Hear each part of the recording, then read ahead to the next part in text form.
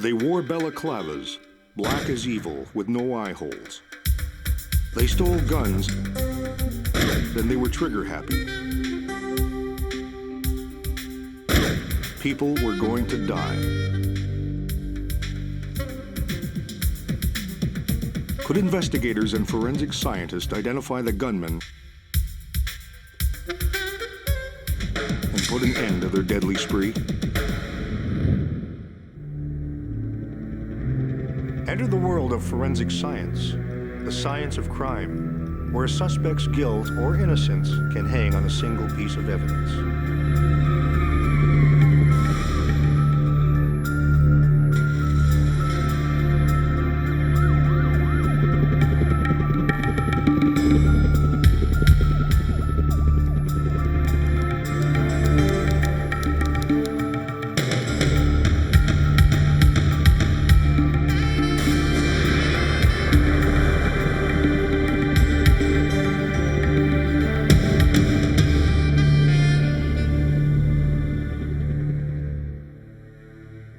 On September 14, 1994, the lives of two women who had never met were forever and irreparably intertwined through a series of cold-blooded murders.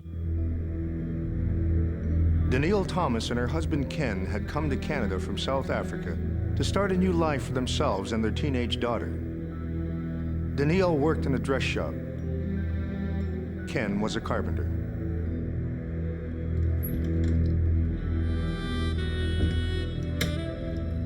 Whenever Ken worked late, he would let himself in,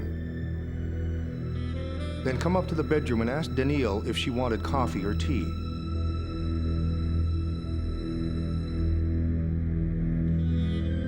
It was the small things she would most remember.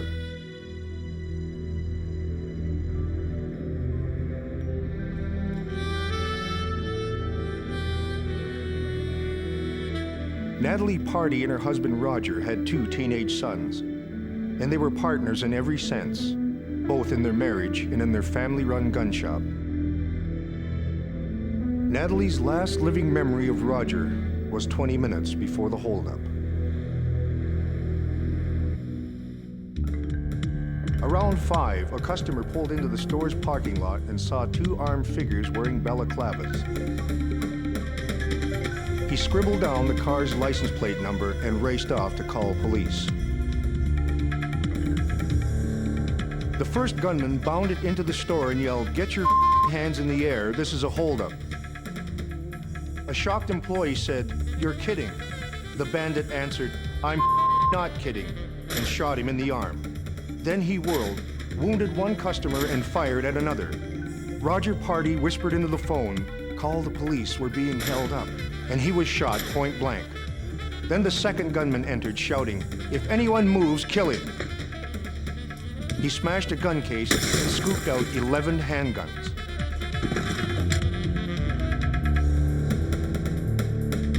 The first gunman barked, "That's enough, let's go."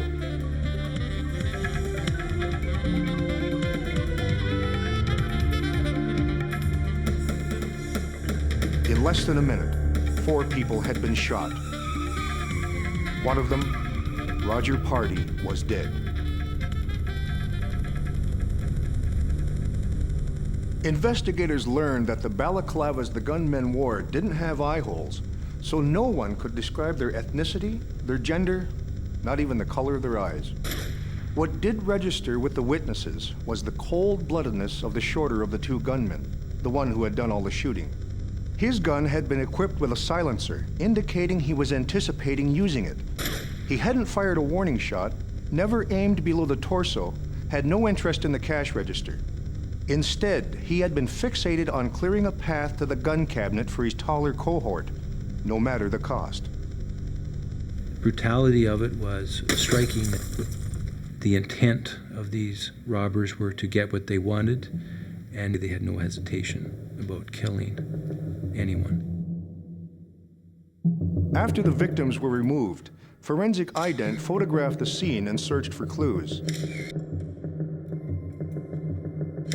Police had an excellent description of the gunman's semi-automatic weapon. We then knew that a number of shots had been fired within inside the store, and with a semi-automatic firearm. So we concentrate our first efforts in locating any type of shell casings which may have been ejected from the gun. At the Center of Forensic Sciences, a ballistic expert checked the casings under a comparison microscope. All 7 rounds were .22 caliber, all fired from the same gun. Natalie Pardee had witnessed the start of the holdup. She ran to push the panic button in the back room and came back just as the gunmen were leaving the store. The incident had taken less than a minute, but the nightmare would last forever.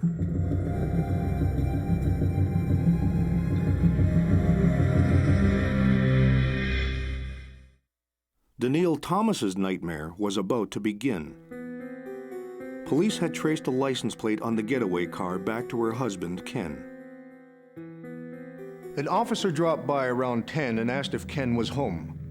When Danielle said he wasn't, she was told that Ken's car had been used in a nearby robbery and murder. What they didn't tell Mrs. Thomas was that they were suspicious Ken might have been one of the balaclava gunmen.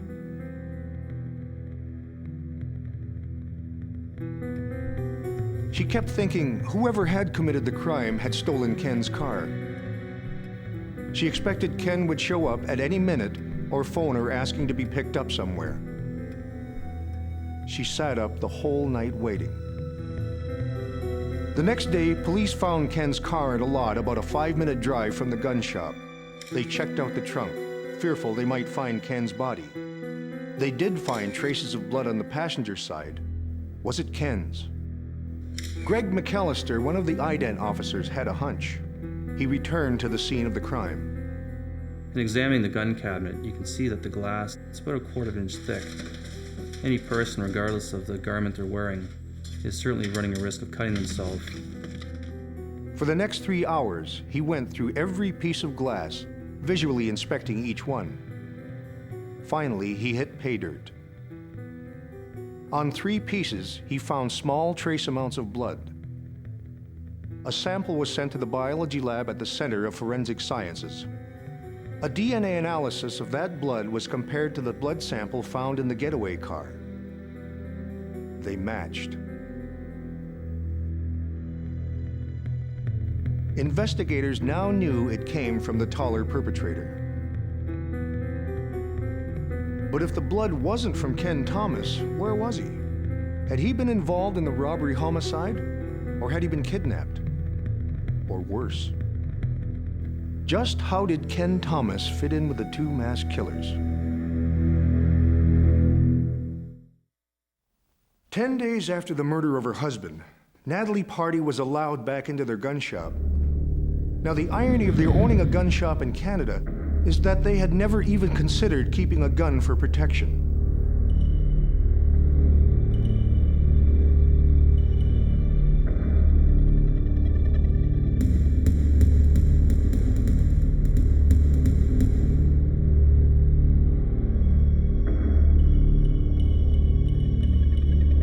A cleanup crew had been sent in after the police had collected all the evidence they needed. But there was still traces of blood where Roger had been shot.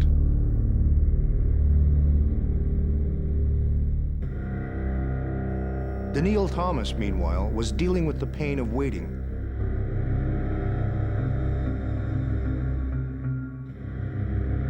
He'd been last seen near the bank around noon on the day of the robbery murder.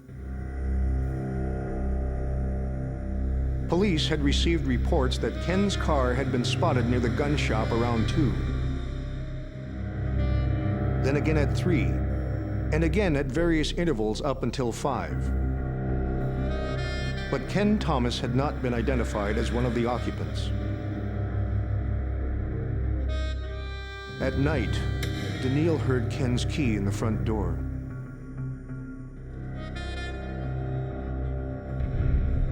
Heard his familiar footsteps on the stairs. Heard him open the door to the bedroom and ask if she wanted coffee or tea.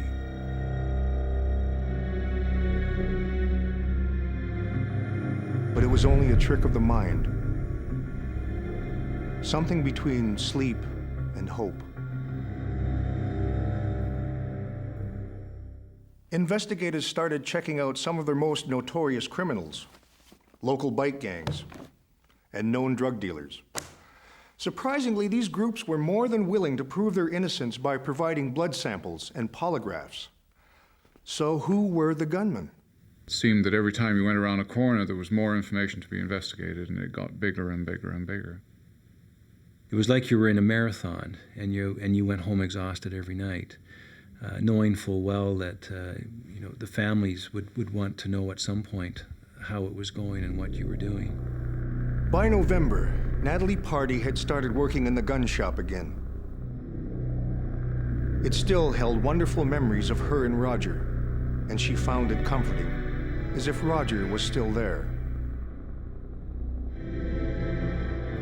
But by November, police cautioned Danielle that her husband was probably dead. But she refused to give in to despair, refused to give up hope. Then on January 21st, almost 4 months after the robbery homicide, a fisherman near Lake Ontario discovered a body in a fenced-in bird sanctuary. Was it Ken Thomas? A pair of work boots stood nearby, and a pair of jeans had been thrown on the body.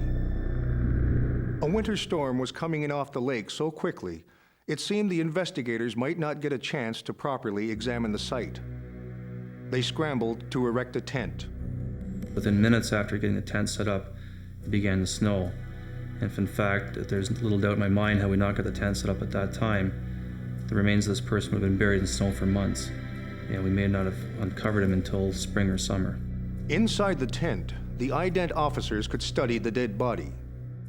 His face and hair had virtually decayed away just from the exposure to the elements. In examining his skull, it was quite obvious that he had suffered gunshot wounds or head injuries, which viewing were definitely gunshot wounds to the head. Sensing that it had been an execution-style murder, detectives called in Ontario's deputy chief coroner. There was one to the left side of the skull, which entered roughly in this region. 2 bullets entered and formed a conjoint or joined entrance wound a little to the front of this other wound. Within the skull, there was 1 bullet recovered, and there were 2 exit wounds located on the right side of the skull. There was also a significant wound in the back half of the C1 vertebrae. It would have involved the spinal cord, resulting in immediate incapacitation, and thereafter travels into the back of the facial bones and exits likely from the nose area. Embedded in the dirt under the body, investigators recovered a bullet. Under a comparison microscope, it matched the bullets that had killed Roger Pardee. But it was the detective's last observation that would be particularly chilling. I saw his watch still running, but it was an hour off. We had switched to daylight savings time by that time in January. When Mr. Thomas went missing, it was still standard time. Investigators now surmised that Ken Thomas's killers had carjacked him at the bank and driven him to the bird sanctuary, where he'd been forced to scramble under the fence. Then they ordered him to remove his clothes, saying this was so he couldn't follow them. As he was taking off his shirt, they shot him. Then shot him 3 more times at very close range on the left side of his temple. The scenario was horrific. It suggested that Ken Thomas had likely been murdered hours before the 2 gunmen staged their brutal holdup. It also meant that during all the months that Danielle had hoped and prayed for her husband's safe return, he'd been dead.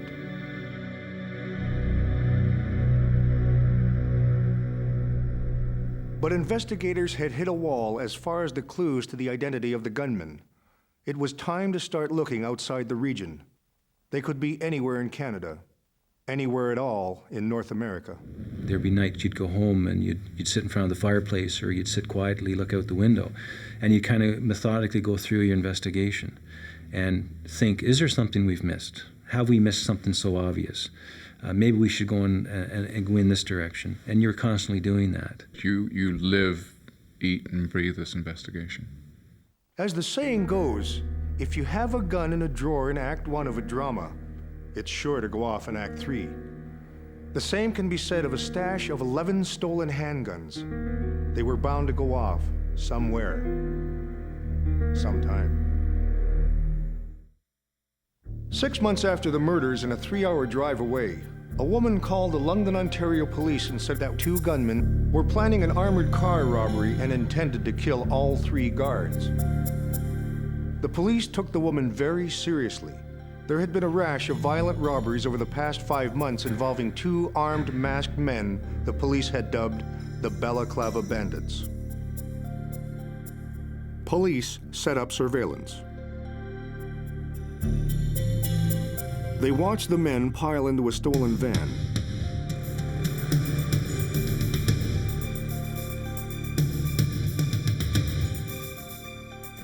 They were no longer gunning for an armored car. Instead, they pulled up in front of a supermarket. One gunman stayed close to the door. The other 2 went inside where they wounded one man and robbed the safe. Less than a minute later, they were back out of the business. They were carrying a couple of bags at that particular point, got back in the motor vehicle, and started to drive away. The surveillance units waited until they had an opportunity where they could approach their vehicle as to what they call a mobile takedown, and it was at that time that they were able to effect that and got the vehicle stopped and made an arrest of all 3 individuals.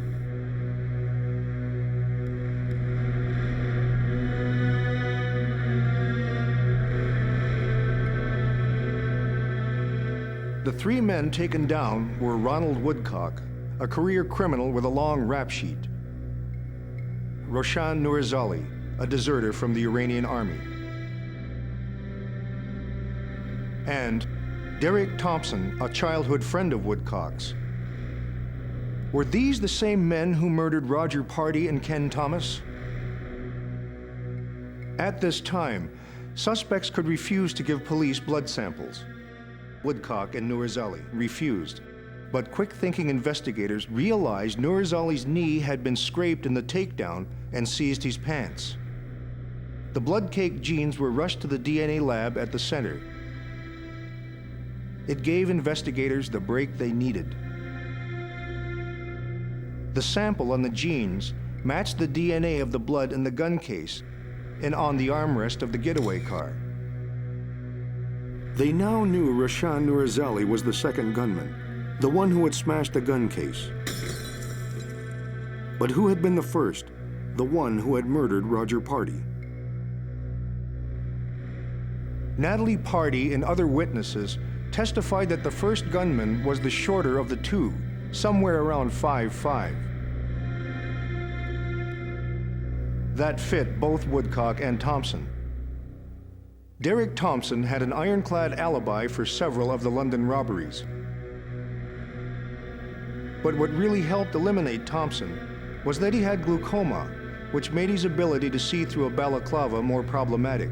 So he cut small eye holes. In no other day robbery had any of the balaclava bandits cut eye holes. Derek Thompson was not implicated in the murders of Roger Pardee and Ken Thomas. Eventually, he would be sentenced to 10 years for armed robbery. What investigators really wanted was to get Woodcock and Nurizali on first-degree murder charges. There's different levels of robberies that we see. There are those that will go in and just hand a note. There are those that will pretend they have a weapon. There are those that will have a imitation of a weapon or a knife. There are those who will go in with a gun.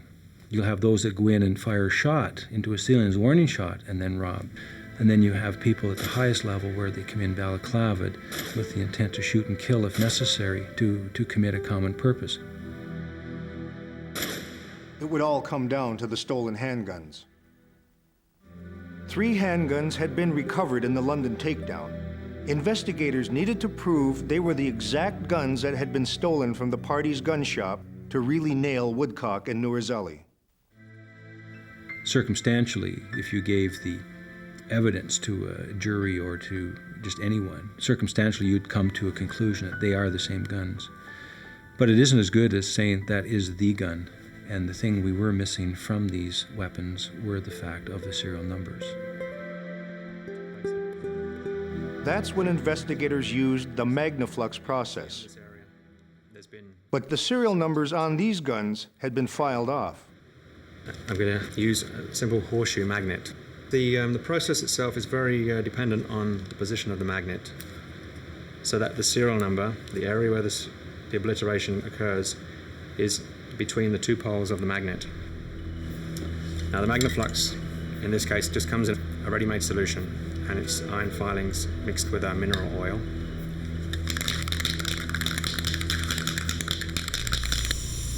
Not only did investigators hope to make the serial numbers appear, they intended to do it in court, in front of a jury.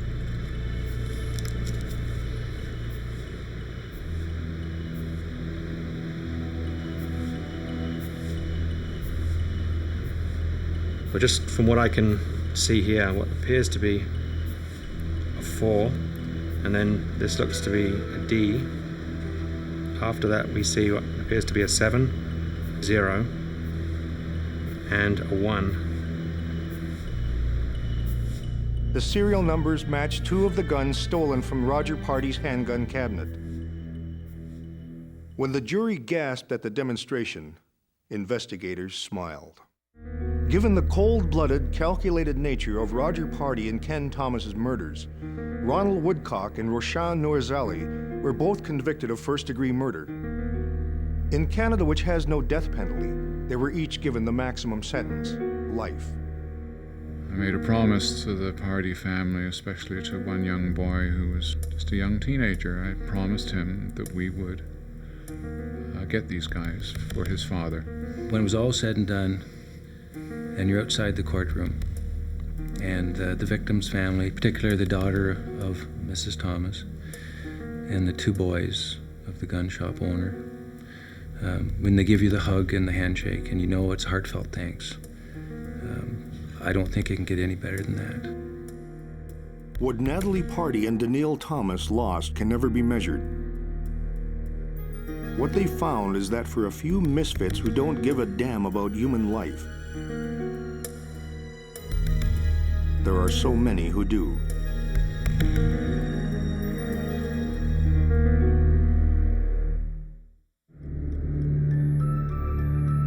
The stories on Exhibit A are based on actual cases.